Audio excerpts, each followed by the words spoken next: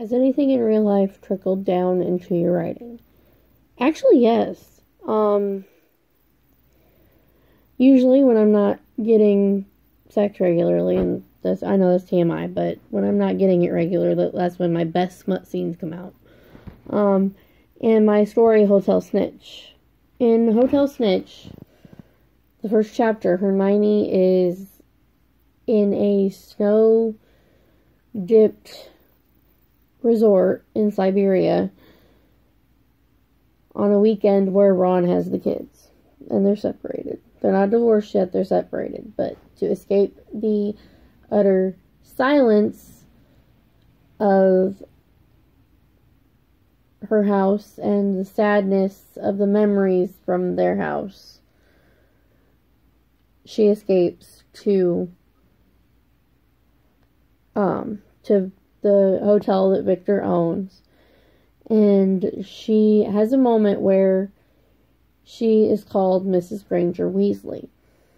And she just kind of, like, in her head, she starts going off about how, you know, she had never expected this to happen, and it blindsided her.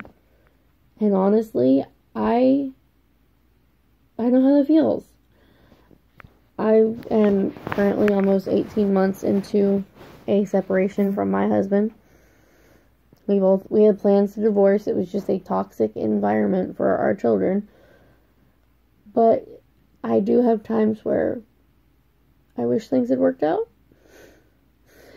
And being associated with his last name kills me. Because it reminds me of all the good times. It reminds me of the day we said our vows. It reminds me of all the good times and the times that I know should outweigh the bad, but they didn't. And Hotel Snitch is the one time that what was going on in my personal life actually hit me, because I've been there.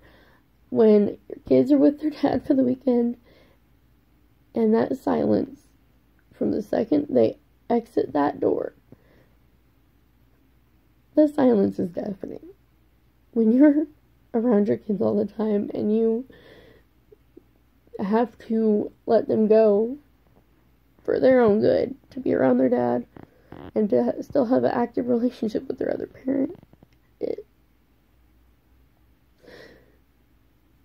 I never wanted to be away from my babies. Like, I wanted to be there for everything, for every moment. I wanted to be happy with their dad, and I wanted to have a marriage forever. And I didn't expect to be divorced by, before I'm 30, which is hopefully when I'll be divorced. But the silence of a home that you have shared with your spouse, and he's gone, and then on a weekend your kids are gone. It's deafening. It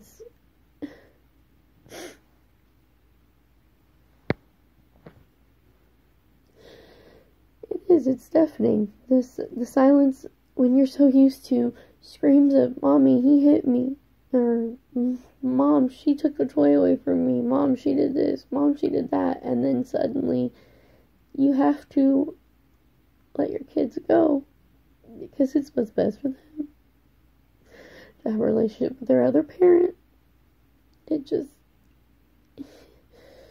And I know the pain of still being associated with someone because you were their wife, and how hard that is to admit that you failed, that you didn't try hard enough, that no matter what you did, it wasn't enough for the other person.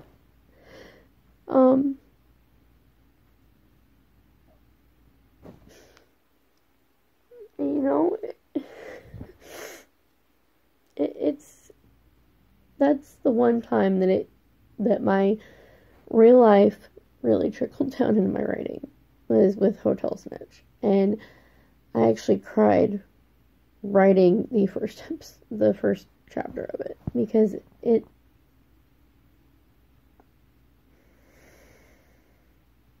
is I mean, it's what I'm going through, but at the same time, it's the ultimate vulnerability when your real life comes into your writing. But that's the one story that it hits you in the face that real life came into my writing.